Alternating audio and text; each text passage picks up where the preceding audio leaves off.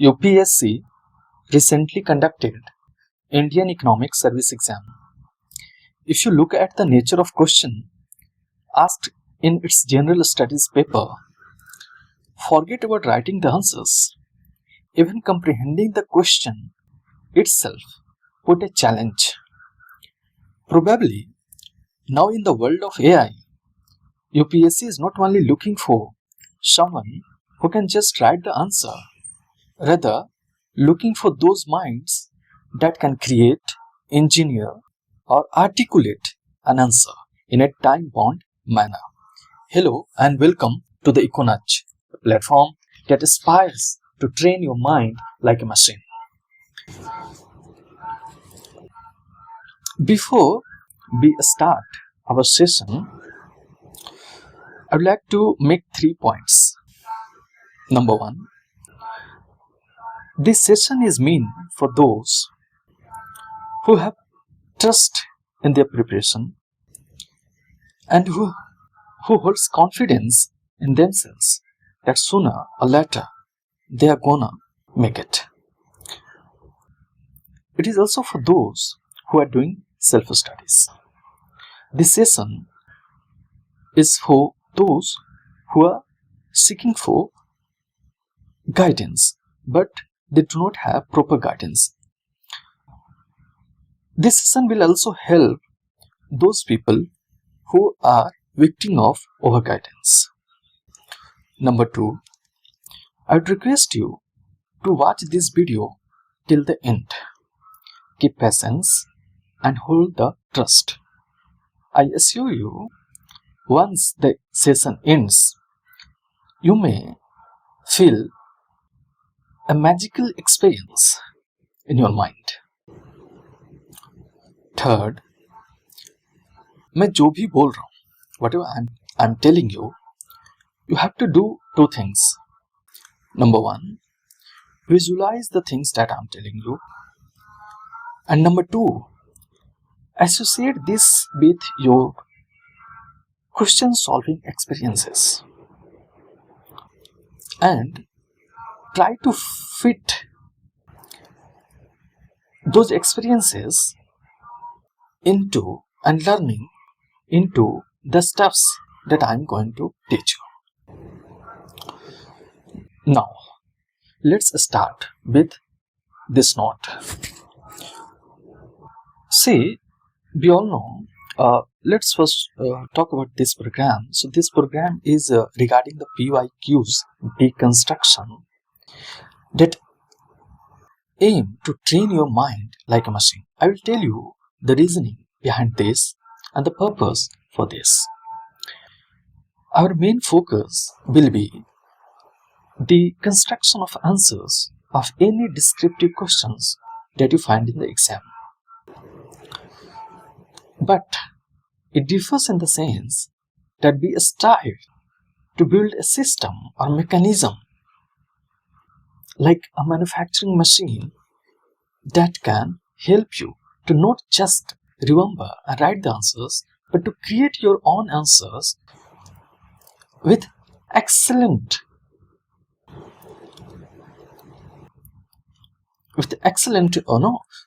quality. Before this, हमें पता है the basic of answer writing and the main game that we practice for is this, and this is very common. I'm telling you, जो पूरा discussion होगा, see, I have made a lot of things, but these are very systematic, so you do not worry. जो main game है वो एक question और 2 से 3 पन्नों का है. You see in the exam that there is a question, right, like this, and you have these 2-3 pages. This is very basic. I know everybody talks about this, probably because this is so trivial that it requires to be talked on. So इसमें क्या होते हैं that there is a question given to you. So here it is your question that is given to you. This question has different components, interpretations, and all, which we will talk about. And this requires you to answer on the paper. So the usual format that everyone talks is this. We will also follow the same format. That here it is intro, right? यहाँ पे और यहाँ पे body होती है answer की, and this is the conclusion. Okay, so जो भी हम कर रहे हैं या सीखने जा रहे हैं वो इन्हीं दो पन्नों के लिए, for these 2 pages and for this question we are going to do. But as I said earlier, this will be different than the usual videos.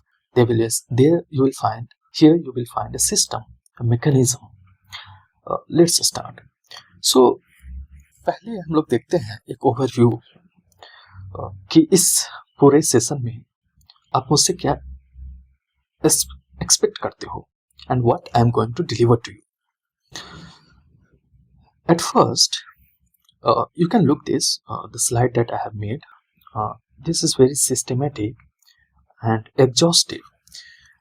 One more thing, आपने अभी तक जितनी भी चीजें पढ़ी हैं जो कि scattered हैं, you will find most of the things fitting here, in the sense that this has been made with a structure and systematic approach, you know, and the entire purpose of us is to make your mind work like a machine that has a fixed working approach.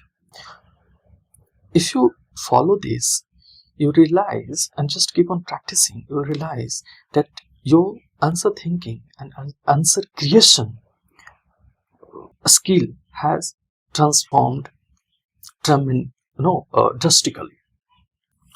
तो पहले overview देखते हैं कि मैं क्या कराने जा रहा हूँ इसमें. द फर्स्ट थिंग इज कि मैं बताऊंगा कि व्हाट इज आवर एम, इसमें सीखना क्या है. Second thing that I am going to tell you is regarding the working of mind and the machines. Mind कैसे काम करता है, मशीन कैसे काम करता है, और दोनों में क्या रिजेम्बलेंस है, या फिर ये मशीन एंड माइंड में क्या रिलेशंस हैं वर्किंग में स्पेशली, और ये कैसे हमारे आंसर्स को क्रिएट करने में यूजफुल हो सकता है.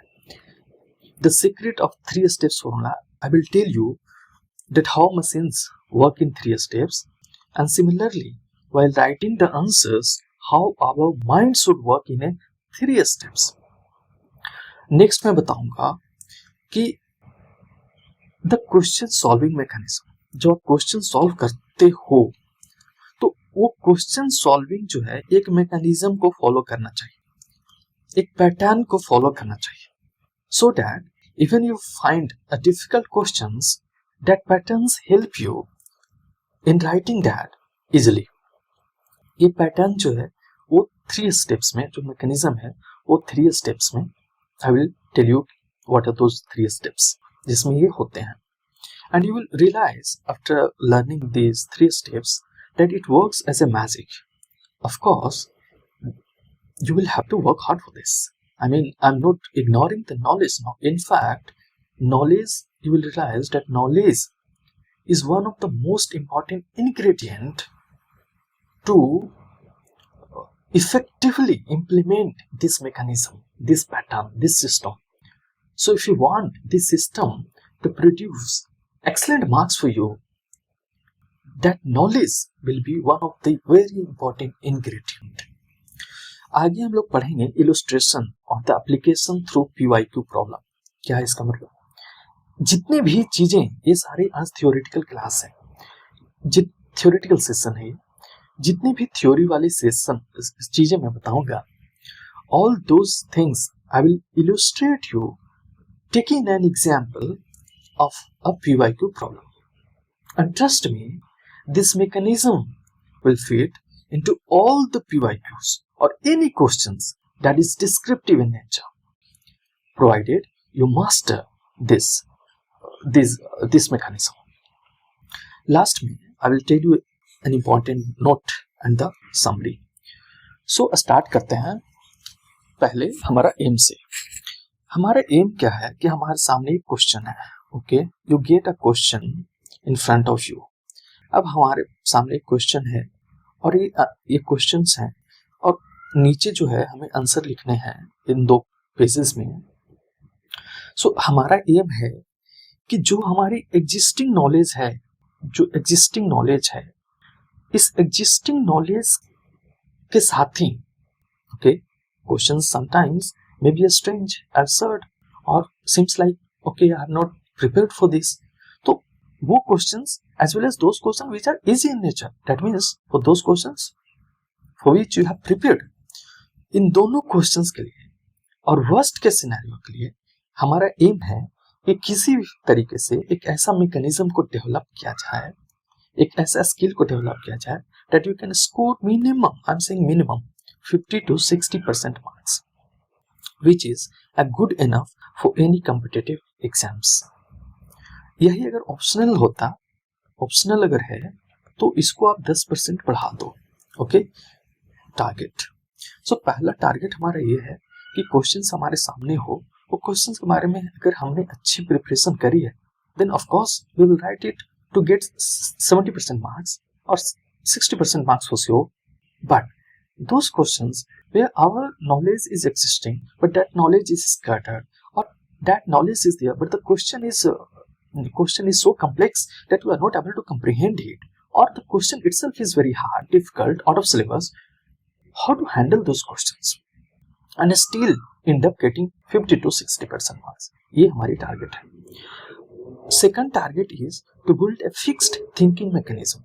यहाँ पे 2 बातों पे ध्यान दो, एक फिक्स्ड और दूसरा थिंकिंग मैकेनिज्म, यानी हम सिर्फ सोचेंगे नहीं बल्कि ये मैकेनिज्म्स है, यानी एक पैटर्न में सोचेंगे, ओके, लॉजिकल थिंकिंग करेंगे। और फिक्स्ड का मतलब क्या हो गया?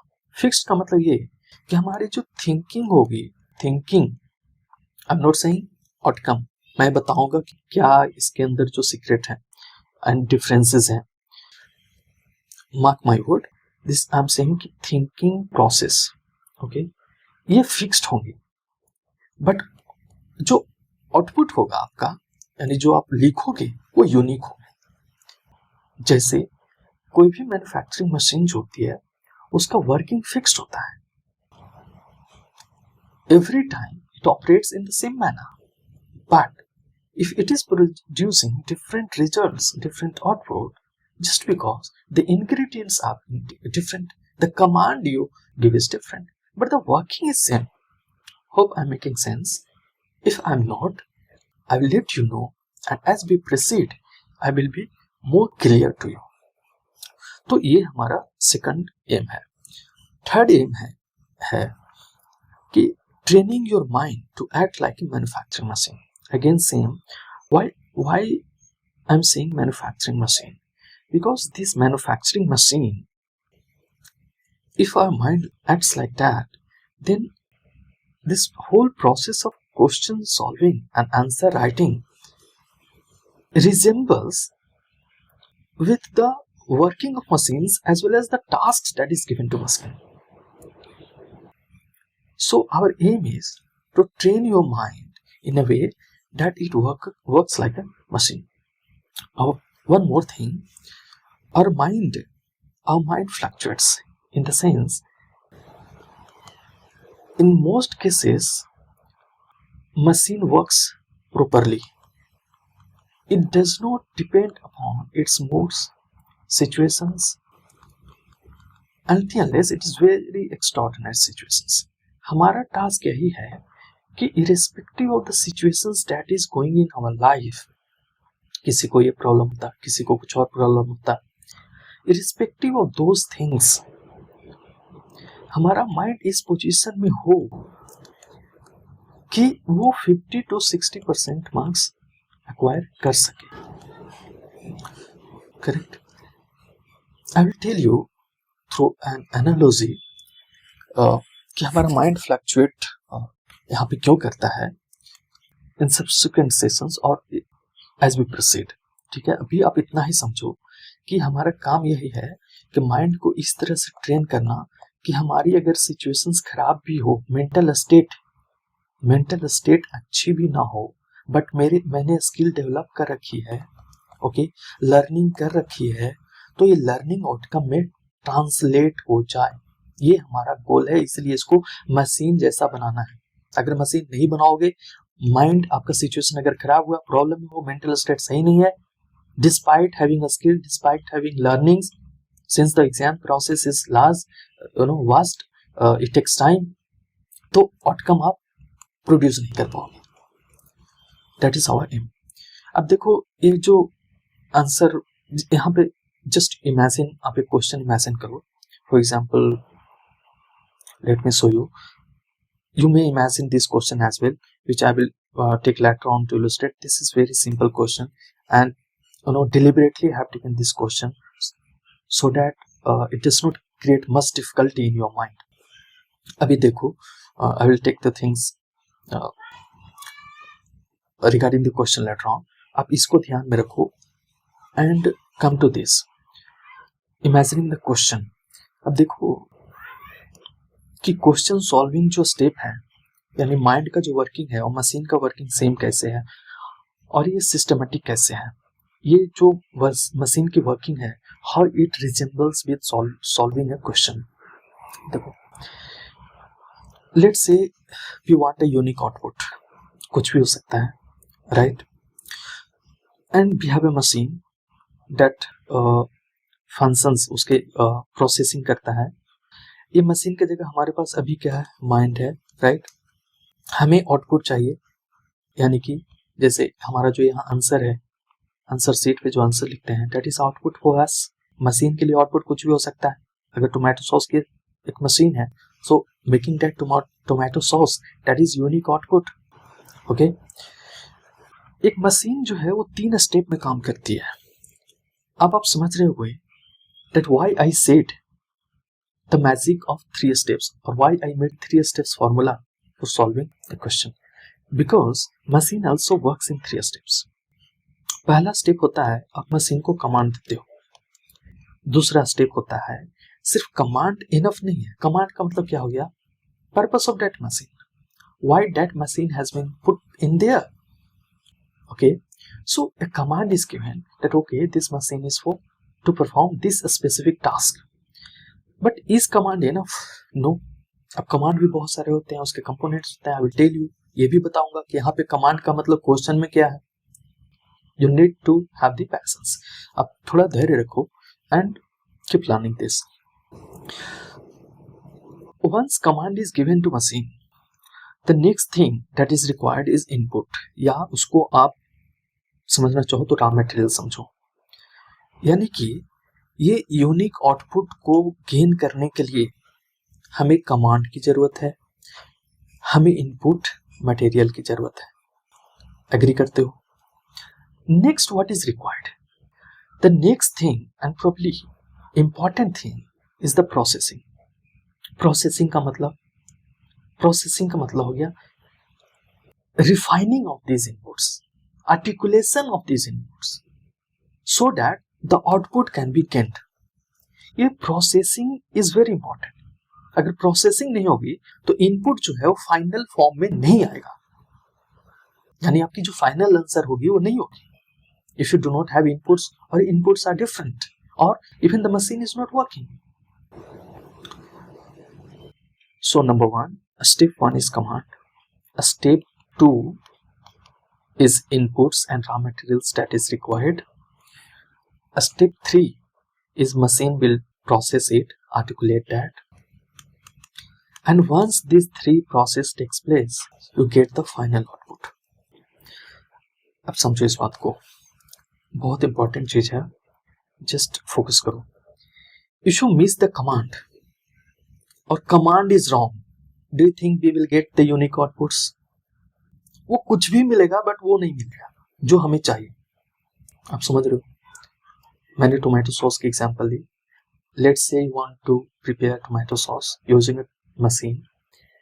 You have certain inputs, tomatoes and all the other ingredients whatever is required.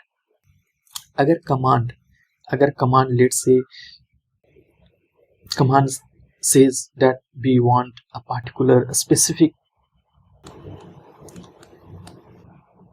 taste for this tomato sauce, okay, but you neglect the command, then the output will have tomato sauce but this tomato sauce will not have that specific taste. Hope some of you would be making sense that how this relates with answer writing.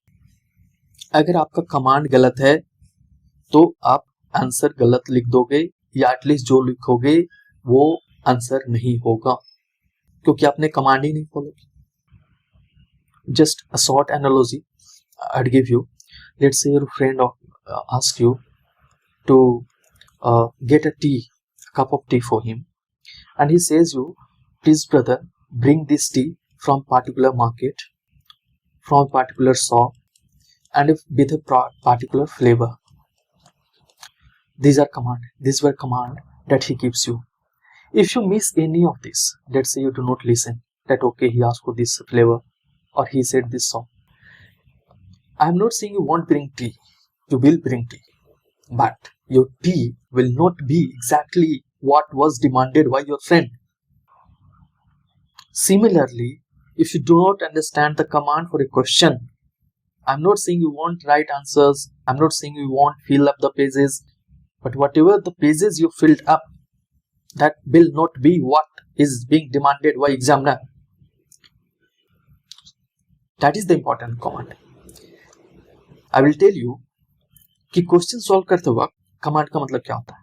I am just explaining the procedure of A machine and a mind, कि machine जो है ऐसे ही काम करती है.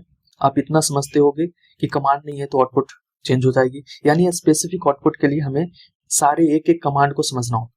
ये बात मानते हो.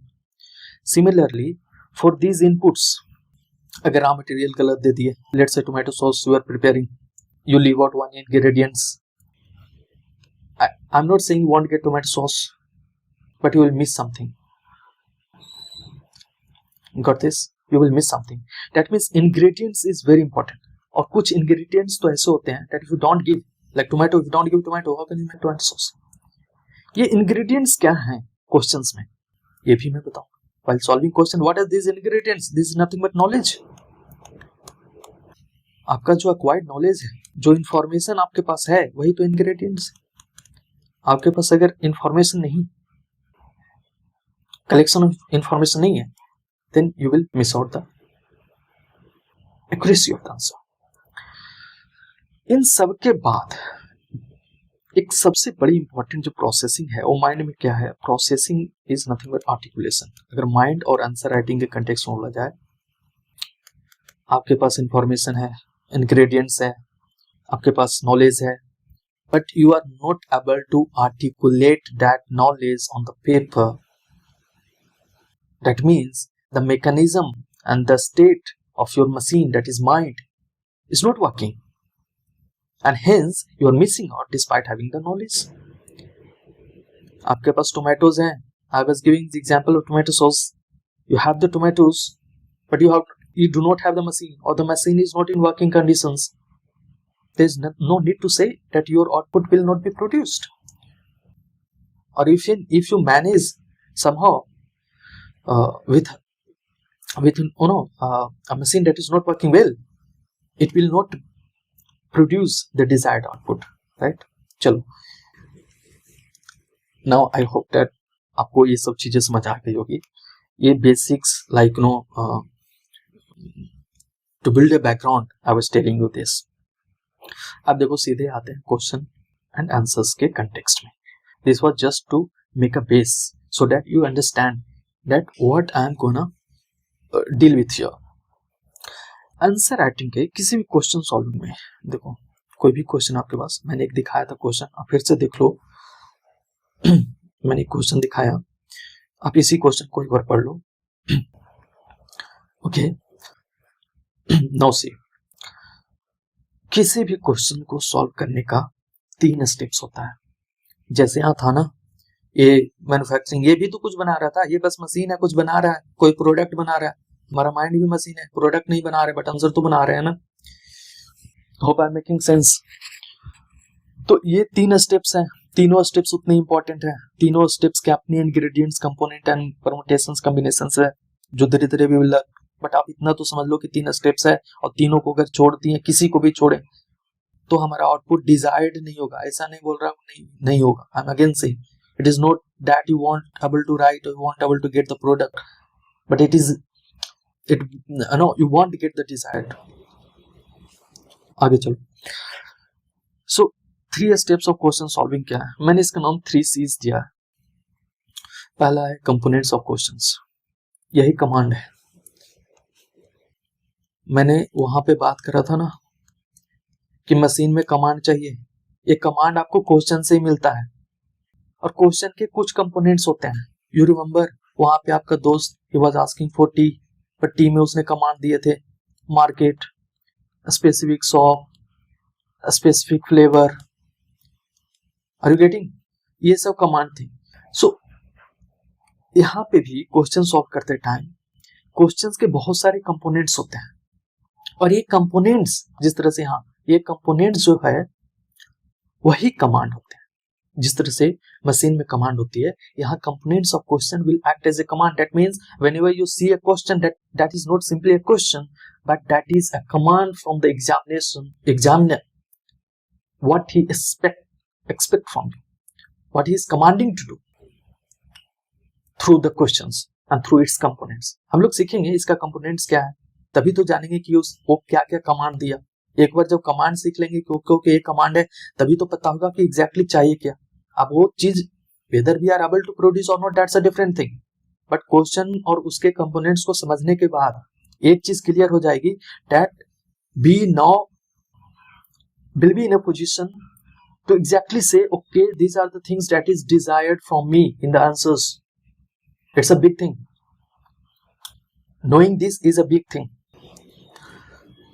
Step 2. Once you have comprehended the question and you know the demand, not only demand, component, I'm saying command of the questions. Command does not only include demand, there are other components, I will tell you. ठीक है. Second है अब collection of information. Okay भाई, question थी, आपको command मिल गई, आपको पता है कि क्या चाहिए, राइट. इसके कंपोनेंट्स समझने के बाद मैं समझाऊंगा क्या है कंपोनेंट्स. ठीक है, अभी ये चीजें समझो जो मैं बता रहा. नेक्स्ट जो है कमांड समझने के बाद, the moment you see the question, आपको समझना है या रिकॉल करना है या कलेक्ट करना है इंफॉर्मेशन. फिर से याद देखो, कोई भी प्रोडक्ट आप बनाते हो मशीन से, तो एक बार आपको आइडिया होता है, कमांड पता होता है कि ओके मुझे ये बनाना है, तो नेक्स्ट चीज आप क्या करते हो, you gather ingredients, raw materials, inputs, so that you can transform those inputs into final output. Similarly एक बार जब आपको क्वेश्चन मिल गया, उस क्वेश्चन के कंपोनेंट से कमांड मिल गए, तो अब आपका नेक्स्ट काम क्या है? Next work is to recall the information, to collect the information, to collect the knowledge. ये जो इंफॉर्मेशन जो आपने किताबें से पढ़ी है, वही आपके लिए रॉ मटेरियल्स हैं,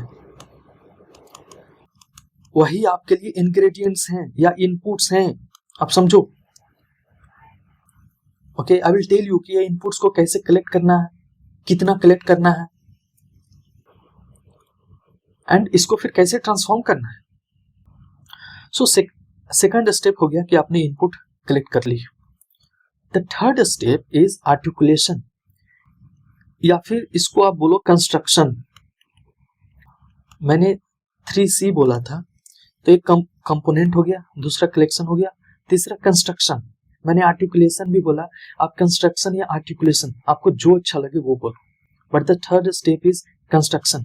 यहाँ जो प्रोसेसिंग था ना, कि इनपुट्स मिल गए, इंग्रेडिएंट्स मिल गए, बट उसको रिफाइन नहीं करोगे, उसको कन्वर्ट नहीं करोगे, उसको आर्टिकुलेट नहीं करोगे, उसको नया फॉर्म नहीं दोगे, उसको वैल्यू ऐड नहीं करोगे, उसको ट्रांसफॉर्म नहीं करोगे, उस नॉलेज को, इस इनपुट्स को as per command of the questions, you won't get the desired output. ये प्रोसेसिंग यहाँ मशीन करती है, यहाँ आपका माइंड करेगा. इसमें अच्छी बात यह है कि मोर और लेस ये फिक्स्ड होती है. I will tell you कि ये कैसे फिक्स्ड होती है and how you can make a hold of it. एक बात और मैं बताना चाहूंगा यहाँ पे,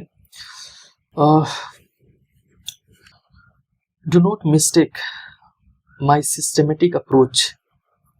विथ टेम्पलेट्स। ये टेम्पलेट नहीं है कि आप रट के जाओगे या फिर प्रिपेयर कर लोगे and you are done. And do not mistake me with me that no, you don't need knowledge to answer this question. I'm saying knowledge is your ingredients, and without ingredients you cannot make output. ये हमें करना है, ये हमें इस पे बहुत focus करना है, बट इन सब चीजों को नहीं छोड़ना है. That is what I am trying to make a sense out of it. दूसरी चीज, कमांड को सीखने के लिए आपको 70% स्किल चाहिए और 30% नॉलेज चाहिए. क्यों चाहिए? क्योंकि command is already given in the question. You need a skill to identify those questions and knowledge to interpret those command.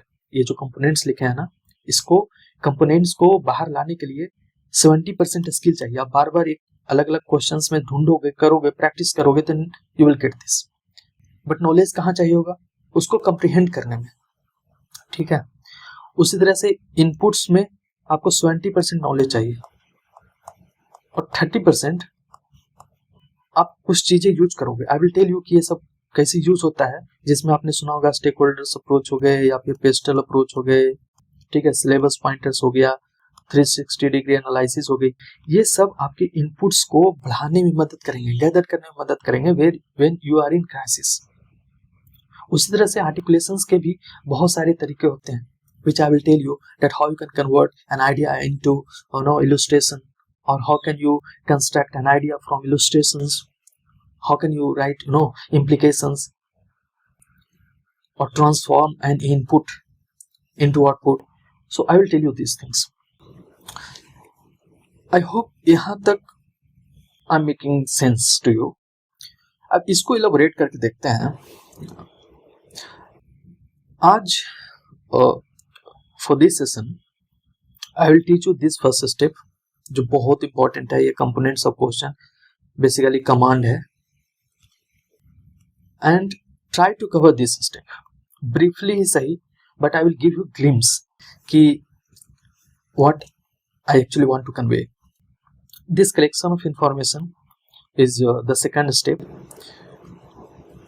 which works as an input. अब देखो, अब assume करो कि आपको एक क्वेश्चन दिया गया. ठीक है. मैं फिर से क्वेश्चन दिखा देता हूं. आप इस क्वेश्चन को देख लो. मैं इसको इलस्ट्रेट करूंगा, बट फर्स्ट आप इस क्वेश्चन को देख लो. करेक्ट. अब आते हैं कंपोनेंट्स पे. कंपोनेंट्स ऑफ क्वेश्चन में क्या होते हैं? 4 कंपोनेंट्स होते हैं. मेजर डिविजन्स 4 हैं और ये आपको हर क्वेश्चन में प्रैक्टिस करने हैं. पहला होता है थीम, दूसरा होता है डायरेक्टिव्स, तीसरा होता है डिमांड और you can call it direct demand, and fourth होता है इम्प्लिसिट डिमांड. देखो, अब एकेडमिक शुरू हो गया. So this is the real academic. उससे पहले there was simply a base, a kind of base. Okay. So real academy starts here. किसी भी क्वेश्चन में मेजरली आपको ये 4 कंपोनेंट मिल ही जाएंगे. आई एम सेइंग 95% क्वेश्चंस आपको ये कंपोनेंट मिल जाएंगे. करेक्ट. थीम क्या होता है? थीम और टॉपिक में थोड़े डिफरेंस होते हैं. ब्रीफली मैं आपको एग्जांपल देता हूँ. थीम से मेरा मतलब टॉपिक नहीं है. बात को समझो. जैसे अगर सिविल सर्विसेज के आप जीएस पेपर 1 के फर्स्ट टॉपिक देखो, तो वहां पे क्या है? एक आपका आर्किटेक्चर है. Architecture, let me show you here. So मैं बता रहा हूँ कि थीम वर्सेस टॉपिक. मैं क्या बोल रहा हूँ? जो टॉपिक होती है वो वाइडर होती है.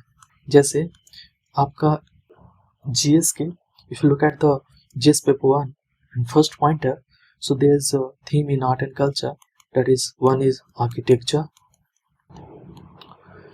second is art form, and third is literature. ये ना टॉपिक्स हो गए. बट आई एम सेइंग कि क्वेश्चन में टॉपिक नहीं ढूंढना, आपको थीम ढूंढनी है. करेक्ट. जैसे आर्किटेक्चर के अंदर क्या थीम हो सकते हैं? ये आर्किटेक्चर इंडस वैली का हो सकता है. ये आर्किटेक्चर मौर्यन पीरियड का हो सकता है. ओके, ये पोस्ट मौर्यन का हो सकता है, ये गुप्ता पीरियड पोस्ट गुप्ता हो सकता है, ओके, ये चोलास, पांड्यास और पालास का हो सकता है, ये दिल्ली सल्तनत का हो सकता है,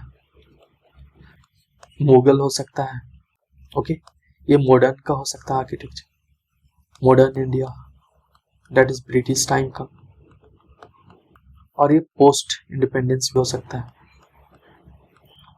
so this is the topic and these are the things what I am saying कि जब भी आप क्वेश्चन देखो तो आप सोचो कि इसका थीम क्या है, डायरेक्टली उस क्वेश्चन का थीम देखो। जैसे यहाँ पे if you look at this question, discuss the salient features of Harappan architecture, तो थीम क्या है, हड़प्पन आर्किटेक्चर, या दूसरा बोल सकते हो इंडस वैली सिविलाइजेशन पीरियड, यही थीम है, ओके, इंडस वैली। अब समझ रहे हो? सो सबसे पहला चीज, the first thing that you have to look into a question is theme.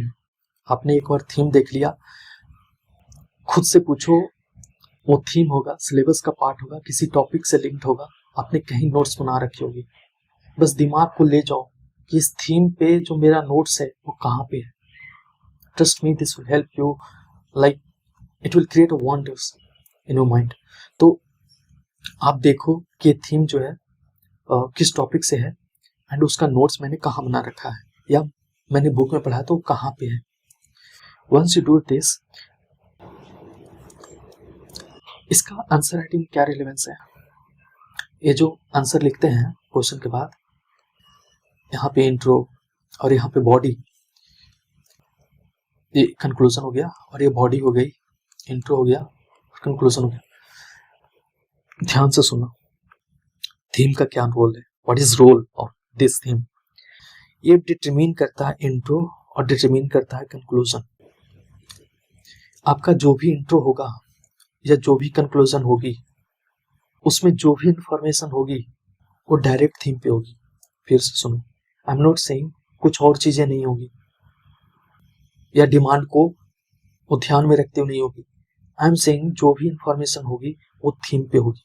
यानी अगर आपका थीम क्लियर है और इस पे आपके पास कुछ मटेरियल्स हैं, तो उसमें से कुछ पॉइंट्स ऐसे होंगे जो इंट्रोडक्शन और कंक्लूजन में आपकी मदद कर देंगे। ध्यान ये रखना है अभी के लिए फिलहाल, that theme determines introduction and theme determines conclusion and nothing else.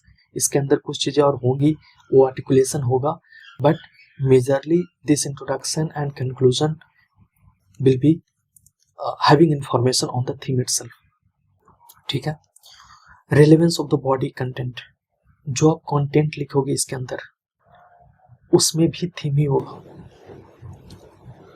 वो उसके अंदर जो कंटेंट्स होगी, वो पार्टिकुलर थीम जो होगा क्वेश्चन का, आपको उसी पे लिखना है। ये इजी क्वेश्चन में आपको लग रहा होगा this is very like common to understand, common to know, but trust me, जब कॉम्प्लेक्स क्वेश्चन आएंगे या क्वेश्चंस कंप्रीहेंड करना डिफिकल्ट होगा, आपको ये चीजें हमेशा काम देगी। So the moment you look at the question and you have identified the theme, आपको तुरंत समझ गया कि मुझे इंट्रोडक्शन और जो कंक्लूजन लिखनी है वो इस थीम के बारे में लिखनी है, इसी पे इंफॉर्मेशन डालनी है। ठीक है, ये ग्रेजुअल प्रोसेस है एंड स्लोली ये चीजें वी विल लर्न। नेक्स्ट है डायरेक्टिव्स। या डायरेक्टिव्स क्या होता है, जैसे discuss, examine, evaluate, explain, illustrate, ये सब जो है ना, ये यूं ही पेपर में नहीं होते, they have certain purpose and we call this directives. Directives का मतलब क्या हुआ, मैंने बोला ना, ये जो कंपोनेंट्स ऑफ क्वेश्चन है वो कमांड है, और कमांड का मतलब ही डायरेक्शन देना होता है। तो आपका जो ये जो आंसर हुआ उसमें थीम क्या बता रहा है, इंट्रो के बारे में, थीम क्या बता रहा है, कंक्लूजन के बारे में, तो फिर डायरेक्टिव का भी कुछ काम होगा, बिल्कुल होगा। ये जो डायरेक्टिव्स हैं वो डिटरमाइन करते हैं आपके आंसर के स्ट्रक्चर को। स्ट्रक्चर मतलब क्या हो गया, स्ट्रक्चर मतलब आप पॉजिटिव लिखोगे कि निगेटिव बातें लिखोगे, इसके फीचर्स लिखोगे और किस प्रोपोर्शन में लिखोगे। आप समझ रहे हो? फॉर एग्जाम्पल अगर डिस्कस है तो आप मल्टी डायमेंशनल आंसर लिखते हो जिसमें 70 to 80% आपके पॉजिटिव चीजें होती है, बट काउंटर पार्ट भी आप 20% देते हो। लेकिन यही क्वेश्चन इवेल्युएशन, यही क्वेश्चन जो है वो क्रिटिकली एग्जामिन हो तो फिर आप रिवर्स कर देते हो, आप जो फ्लॉज हैं उसका रेशियो बढ़ा देते हो और जो पॉजिटिव चीजें हैं उसको रिड्यूस करते हो। अभी आप इतना ही समझो कि डायरेक्टिव्स का काम है स्ट्रक्चर को डिटरमिन करना, और स्ट्रक्चर का मतलब क्या हुआ मैंने बताया। ये डिटरमिन करता है प्रेजेंटेशन। आप पॉइंट में लिखोगे कि आप इस फॉर्म में बना करके लिखोगे, बॉक्स बना करके लिखोगे, ये करोगे, कहीं ना कहीं डायरेक्टिव्स डिटरमिन करता है। जैसे अगर आ गया आपका इनुमरेट, तो इनुमरेट का मतलब क्या हो गया, आपको लिस्टिंग करनी है। सो अगर आप लिस्टिंग करोगे तो आप बेटर पोजीशन में रहोगे। तो ये प्रेजेंटेशन को डिटरमिन करता है। साथ ही ये डिटरमिन करता है ऑर्डर को। ऑर्डर का मतलब क्या हो गया, आपको पहले ऑब्जेक्टिव्स लिखने हैं या फिर पहले उसके पॉजिटिव्स को दिखाना है या पहले निगेटिव्स को दिखाना है। ऑर्डर क्या होगा, फर्स्ट निगेटिव और फर्स्ट पॉजिटिव पॉइंट्स, ये ऑर्डर को भी डिटरमिन करता है डायरेक्टिव। ये फॉर्मेट है, इसको ध्यान रखना। साथ में ये फॉर्मेट जो बॉडी की फॉर्मेट है, बॉडी कंटेंट की फॉर्मेट है, उसको भी डायरेक्टिव्स ही डिटरमिन करता है। ये सबसे इंपॉर्टेंट। ये फॉर्मेट का मतलब क्या हुआ आप समझो। जो आप सेंटेंसेस लिखोगे, लेट्स से आपने यहां पॉइंट 1 लिखा, पॉइंट 2 लिखा, ठीक है, तो ये सब हेडिंग के बाद एग्जाम्पल देने हैं या सब हेडिंग के बाद आपको और एक्सप्लेन कर देना है, ये भी डिटरमिन करता है डायरेक्टिव्स। फॉर एग्जाम्पल अगर कोई क्वेश्चन आपको इलुस्ट्रेट करने बोल रहा है, इसका मतलब इसमें आपको एग्जाम्पल्स, डेटा, रिपोर्ट्स ये सब ज्यादा देने हैं, लेकिन एक्सप्लेन करने बोल रहा है तो इंडिकेशन है कि आप कॉन्सेप्ट को एक्सप्लेन कर सकते हो लैंग्वेज में। ठीक है, hope I am making sense. बस अभी समझो, जितना समझ आ रहा, बस जस्ट अंडरस्टैंड दिस कि ये सारी चीजें सीक्वेंस में हो रही है। नेक्स्ट होता है डिमांड। इसके बारे में बहुत बातें होती है, एवरीबॉडी सेज कि क्वेश्चन बस डिमांड ही है, बट ये सब कंपोनेंट्स हैं। इसको अगर आप लीव करोगे then you will miss a lot of things. Demand को देखो, डिमांड जो है वो रियल कंटेंट डिटरमिन करता है जो आप लिखोगे उसको। बट एक बात मैं बताता हूँ ब्रीफली, ये जो डिमांड है ना वो कुछ नहीं है, बल्कि जो थीम है ना आपका, उस थीम का ही एक एस्पेक्ट है।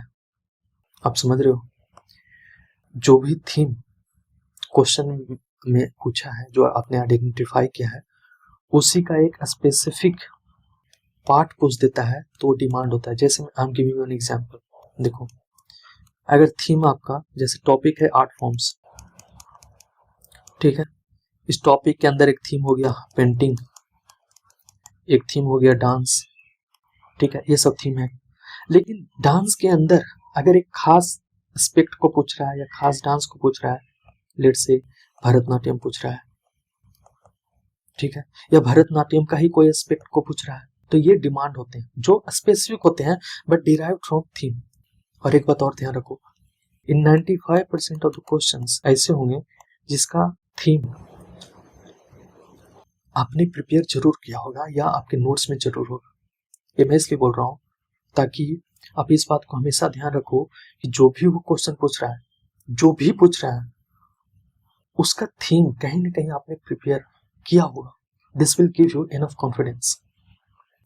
अब ब्रीफली इसको देख लेते हैं। जब जनरली क्या होता है कि जो डिमांड होता है, अगर 10 मार्कर है तो उस क्वेश्चन में in general it has been observation कि 2 डिमांड होते हैं, तो आप मिनिमम, मेरे वर्ड को ध्यान रखना, मिनिमम आपको 5 पॉइंट इस डिमांड पे लिखने हैं।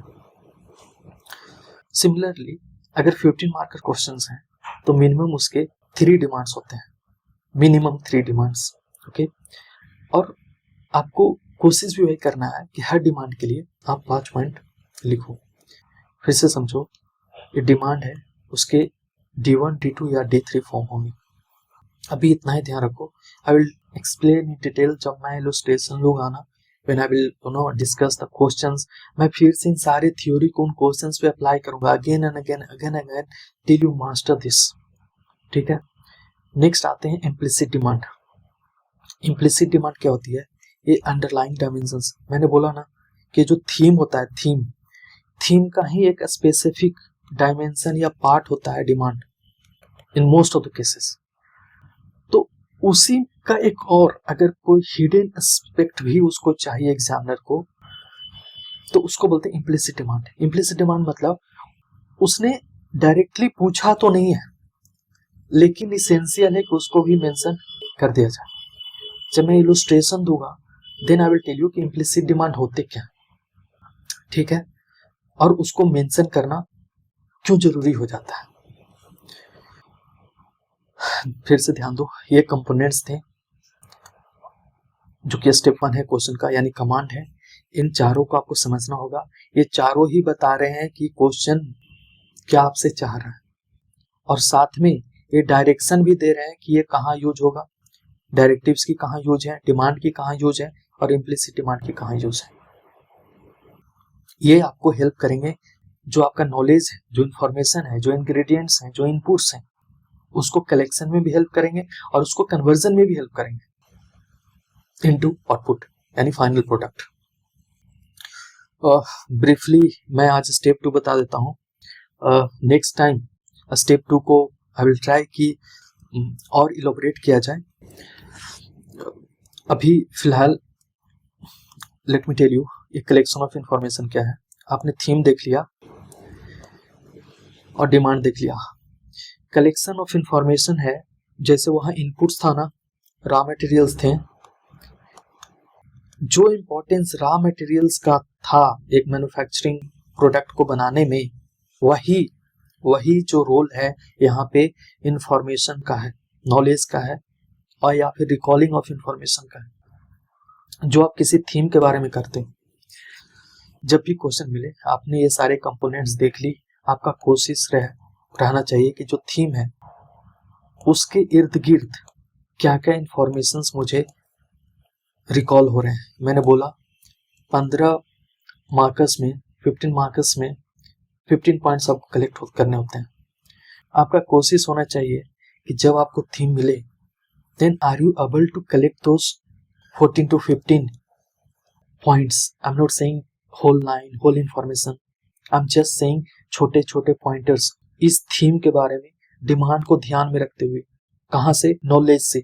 आपने ये थीम पे पक्का कहीं ना कहीं नोट्स बना रखी होगी, उस नोट्स से कुछ इंफॉर्मेशन रिकॉल करो, क्योंकि उसी इंफॉर्मेशन को यानी उसी रॉ मटेरियल्स को यूज करके we are going to articulate the output, that is answer. वो क्या हो सकते हैं? वो स्पेसिफिक फैक्ट्स हो सकता है या इंफॉर्मेशन हो सकता है थीम के बारे में।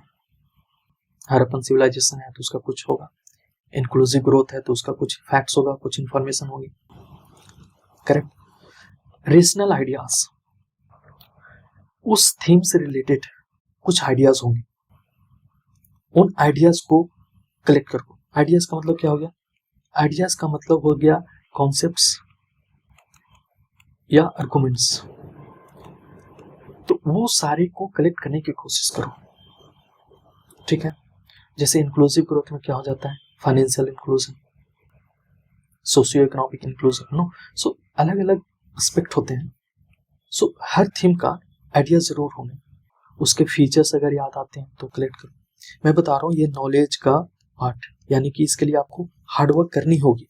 आई एम नॉट डिनाइंग कि इसका कोई मैनेजेबल एस्पेक्ट नहीं है या टेम्पलेट नहीं है। I will teach you that as well कि इस थीम पे अगर आइडियाज आपके पास नहीं है तो उस आइडियाज को क्रिएट करने के लिए क्या क्या चीजें यूज की जा सकती हैं। They are different approaches. All I am saying you to understand that this collection of information is the input part of your this in the process of manufacturing answer. आप समझ पा रहे हो? सो ये इनपुट पार्ट्स में आपका knowledge जो है वो बहुत इंपॉर्टेंट होता है। ये जो एकेडमिक वर्क है, जैसे कि रॉ मटेरियल्स हैं, आप माइन से तो लाओगे, आपके पास जितने अच्छे रॉ मटेरियल्स हैं, जितने ज्यादा रॉ मटेरियल्स हैं, तो आप अच्छे पोजीशन में रहोगे। Again I am not saying that you will write, why? Because processing अभी बच्ची है, आर्टिकुलेशन बच्ची है, आपका मशीन का काम करना अच्छा जरूरी है। ऑल आई एम सेइंग कि if you are able to gather this किसी भी थीम के अराउंड, जैसे मैं बोल रहा हूँ, अभी मैंने बोला inclusive growth, are you able to gather this things about inclusive growth? एक दो एग्जांपल गैदर कर पा रहे हो? गवर्नमेंट स्कीम का गैदर कर पा रहे हो इंक्लूसिव ग्रोथ पे? सोचो, कोई बेस्ट प्रैक्टिसेस गैदर कर पा रहे हो? Features, implications and ideas, this can be generated, this can be learnt as well। ठीक है, ये चीजें आपको मेमोराइज करनी होगी थीम वाइज। ठीक है, in details I will talk more about step 2। अभी तक तो सिर्फ देखो ये प्रोसेस में मैंने क्या सीखा, ये जो मैन्युफैक्चरिंग की जो प्रोसेस थी वो ये दिख रहा हो, command, input, processing and unique outputs. अभी सिर्फ हमने दो चीजें देखी हैं, एक कमांड जो कि कंपोनेंट्स ऑफ क्वेश्चंस था, दूसरा इनपुट्स एंड रॉ मटेरियल्स यानी कलेक्शन ऑफ इंफॉर्मेशन, अभी प्रोसेसिंग यानी आर्टिकुलेशंस और आउटपुट का प्रोडक्शंस बाकी है। इनपुट्स में भी अभी a lot of things are to discuss। I just gave you the glimpse कि and I hope that it is making a sense to you and you are making something out of this। देखो यहाँ से construction कैसे होगा, आपने अगर एक specific facts निकाला है तो उसको सेंटेंस में, क्योंकि जब आप लिखोगे तो सेंटेंस में ही तो लिखोगे, तो एक डेटा है, एक रिपोर्ट है, उसको किस तरह से, अगर रिपोर्ट याद आ गया तो किस तरह से उसको आइडिया में कन्वर्ट किया जाए, आइडिया में कन्वर्ट करके रिपोर्ट से सब्सटेंशिएट किया जाए एंड फर्दर उसको इलस्ट्रेट किया जाए, या अगर आपके पास आइडिया है तो उसको किस तरह से जो है थ्रू डिफरेंट रिपोर्ट या डेटा उसको आर्गुमेंट को सपोर्ट किया जाए। So these things we will learn and that is वो आर्टिकुलेशन, जो प्रोसेस जो मैंने बताया वो थर्ड स्टेप है आर्टिकुलेशन का। ठीक है, इसके आइडियाज को कलेक्ट करने के बहुत सारे अदर्स तरीके होते हैं, जैसे मैंने पहले भी बताया कि जितना भी आप लोग देखते हो pastel approach, syllabus pointers based, कि सिलेबस वाइज आप सोचो, या फिर सोशल साइकिल होता है कि इंडिविजुअल लेवल पे देखो, सोसाइटी लेवल पे देखो, नेशनल लेवल पे देखो, इंटरनेशनल लेवल पे देखो, ये सारा बेसिकली जो ना ये इनपुट में आइडियाज कलेक्ट करने का रूल है। दिस इज द रीजन कि despite knowing this all things you are not able to put it on the paper और convert it in a desired manner. क्यों? क्योंकि अभी आर्टिकुलेशन का प्रोसेस नहीं होता है। आपने इनपुट तो ले लिया, आइडियाज तो जनरेट कर लिए, बट ये आउटपुट में कन्वर्ट होगा, उसका जो स्टेप 3 है आर्टिकुलेशन ऑफ आंसर्स, वो मिसिंग होता है। Hope I am making sense? So इसके भी जनरेट करने के यानी मैनेज करने के कुछ तरीके हैं which I will tell you, but ये हेवली डिपेंड करता है नॉलेज पे, और वो भी आपको थीम वाइज कंटेंट होनी चाहिए। अगर थीम वाइज आपको कंटेंट है यानी आप निश्चिंत रहो, कमांड आपने समझ लिया, आपके पास रॉ मटेरियल्स अवेलेबल हैं, all you have to do is to learn the processing और आर्टिकुलेशन स्किल, यानी कि माइंड को सिखाना है मशीन की तरह। एक बार मशीन यानी माइंड आपका अच्छा हो गया, ये स्किल सीख गया, तो जैसे ही आपके पास इनपुट्स होंगे, मैंने बोला ना किसी भी थीम पे all you need is to have those 10, 12, 15, 20 pointers, एक वर्ड, एक डेटा याद आ गया, एक एग्जांपल याद आ गया, एक आइडिया याद आ गई अच्छी सी, ठीक है, एनीथिंग, एक फीचर्स याद आ गया। सो द मोमेंट आपके पास ये रॉ मटेरियल्स आ जाएंगे और आपके पास स्किल है आर्टिकुलेशन का, तो आप डायरेक्ट आउटपुट कन्वर्ट कर दोगे। राइट, सो एक क्विक रिकैप, मैं दो चीजें करने जा रहा हूं, एक क्विक रिकैप करूंगा और आगे नेक्स्ट सेशन में हम लोग क्या देखेंगे उसका एक ग्लिम्स दूंगा, glimpse, and within 4 to 5 minutes we are going to round this up. So हमने क्या सीखा फिर से देखो,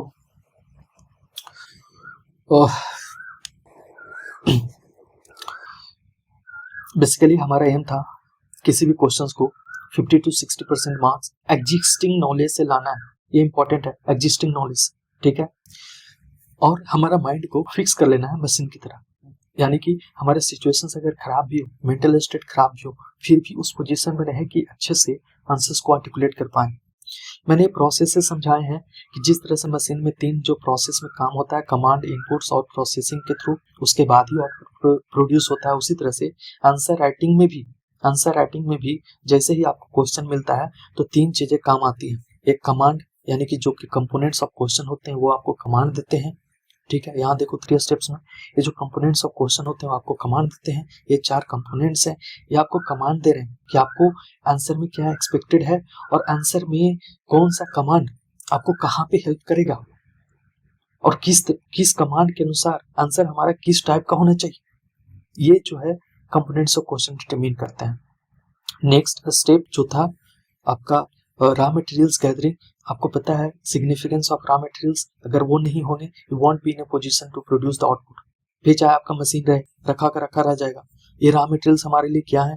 ये रॉ मटेरियल्स हमारे लिए नॉलेज है, लेकिन नॉलेज स्कैटर्ड नॉलेज नहीं, थीमेटिक नॉलेज, यानी हर थीम पे, और मैंने बताया टॉपिक और थीम में डिफरेंस है। हर थीम पे आपके पास एक रॉ मटेरियल्स होने चाहिए, वो नॉलेज होने चाहिए। इतने सारे ये जो मैंने बताए हैं, इतने सारे फीचर्स हो, आइडियाज हो, उसके बारे में स्पेसिफिक फैक्ट्स हो, इंफॉर्मेशन हो, डेटा हो, रिपोर्ट हो, एग्जांपल्स हो, इनिशिएटिव्स हो, कॉन्स्टिट्यूशनल प्रोविजंस हो, ये सारे रॉ मटेरियल्स आपके पास होने चाहिए। Thematic, I am emphasising the word thematic, ठीक है। अब आपके पास जब रॉ मटेरियल्स हैं और जहाँ पे रॉ मटेरियल्स जैसे आइडियाज को क्रिएट करना है तो उसके अलग अलग तरीके हैं, but I will teach you. लेकिन जब वो तरीका मैं बताऊं, ये पेस्टल हो गया या फिर सोशल साइकिल हो गया, सिलेबस पॉइंटर्स हो गया, स्टेक होल्डर्स अप्रोच हो गया, जब वो मैं बताऊं तो आपको इतना दिमाग में काम आना चाहिए कि ये मैं जो भी कर रहा हूँ इनपुट्स गैदर करने के लिए कर रहा हूँ, ठीक है।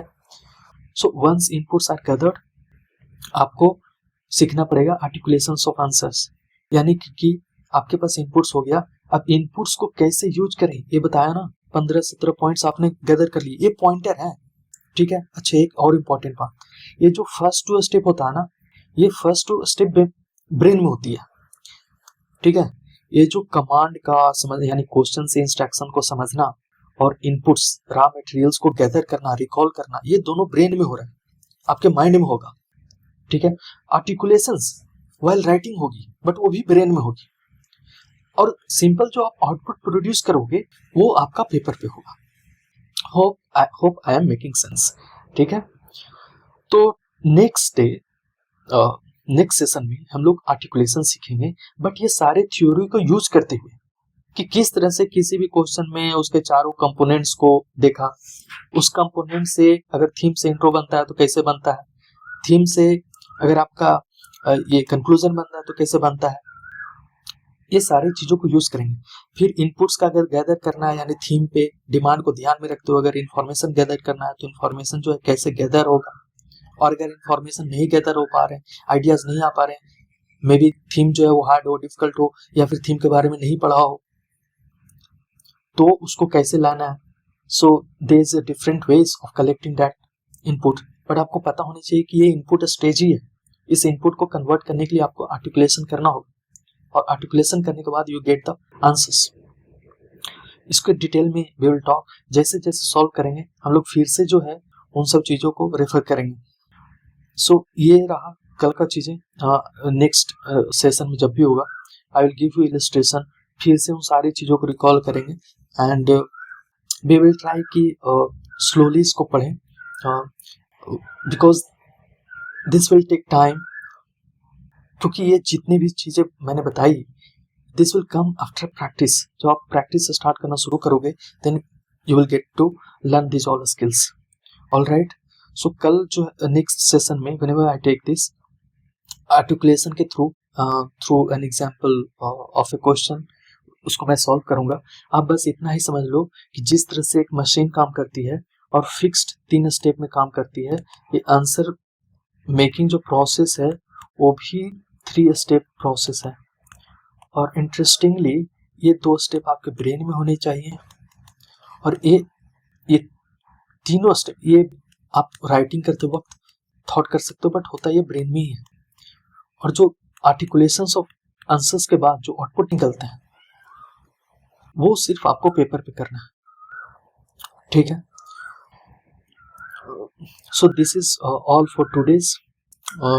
I hope I make sense for you and I would just say आप खुद के साथ ऑनेस्ट रहो एंड इस जो भी एक्सपीरियंस है आपके पास क्वेश्चन सॉल्विंग का, लर्निंग का, आप इसमें फिट करो।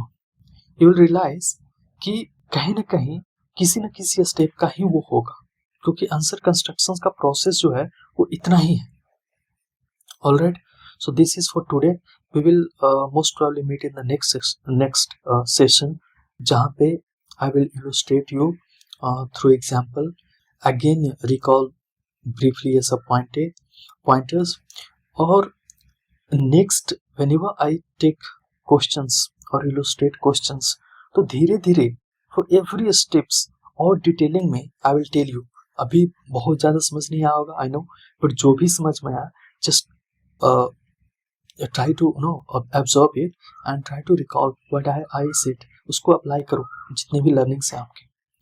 So alright, see you in the next session. Thank you so much.